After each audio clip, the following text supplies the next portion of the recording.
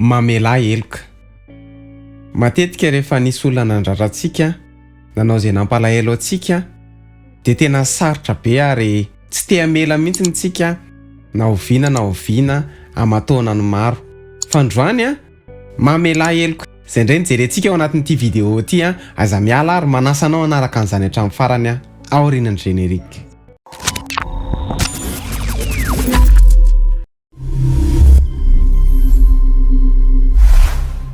Faly miaraba antsika rehetra tompoko tonga soa ao anatin'ny pejy makasitraka antsika hatrany manaraka hatramin'ny pejy tompoko. Mamela heloka. Lioka toko faraka ambin'ny folo andininy fahaefatra amin'ny anaran'i Jesosy manao hoe ary mamela ny helokay fa izay koa mamela izay meloka taminay. Manomboka androany dia izay amin'ny teny tsony hoe tsy zakan'ny vavoniko. Ny dikan'izany dia miantso concert ao amin'ny fonao ianao. Fa tsy maintsy mamela isika na dia mafy tamintsika ary nataon'ilay olona tamintsika. Ny valifaty tsara indrindra dia ny famelan-keloka. Rehefa mamela heloka olona isika dia tsy ilay olona no mahazo tombony fa isika no mahazo tombony amin'izany. Maivana ny fontsika rehefa mamela heloka isika ary miantso fahasalamana na ara-batana na ara-panahy ny famelan-keloka. Ny dikany hoe mamela dia avotsotro. Ny dikany hoe avotsotro ihany koa dia tsy manao reserve. Niza olona nandratra anao amin-drao fo. Tena tsy mora io. Mahazo mitomany ianao ary tena mitomany mihitsy fa ao anatin'ny 10 minitra fotsiny. Mety hoe tena tsy rariny fa Avotsotro izy. Andriamanitra te hanasitrana antsika.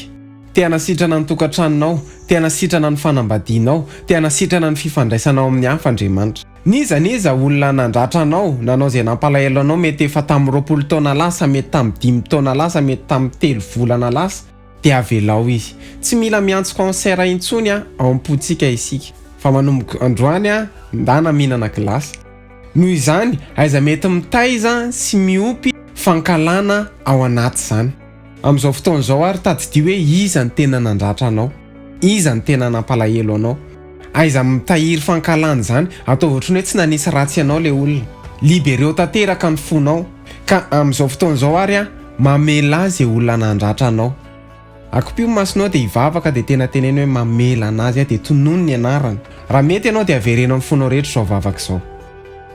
Andriamanitra Mila Anao ny foko. Hesoriko atao ampoko ny fankahalana rehetra atao anatiko. Avotsotro Jesosy niza nandratra nanao izay nampalahelo dia mamela ny helony tahaka ny namelanao ny heloko amin'ny anaran'i Jesosy. Amen. Raha tena nataonao tamin'ny fonao rehetra izany dia misy tsy fahasalamana be dia be nandositra antsika. Misaotra anao nanaraka ny vidéo hatramin'ny farany. Raha nafinaritra anao ny vidéo dia aza misalasala, like sy micommente sy mipartager. Raha mbola tsy abonné amin'ny page ianao dia manasa anao hisabonina amin'ny page. Manome fotoana antsika amin'ny herin'ny toy izao indray. Veloma tompoko.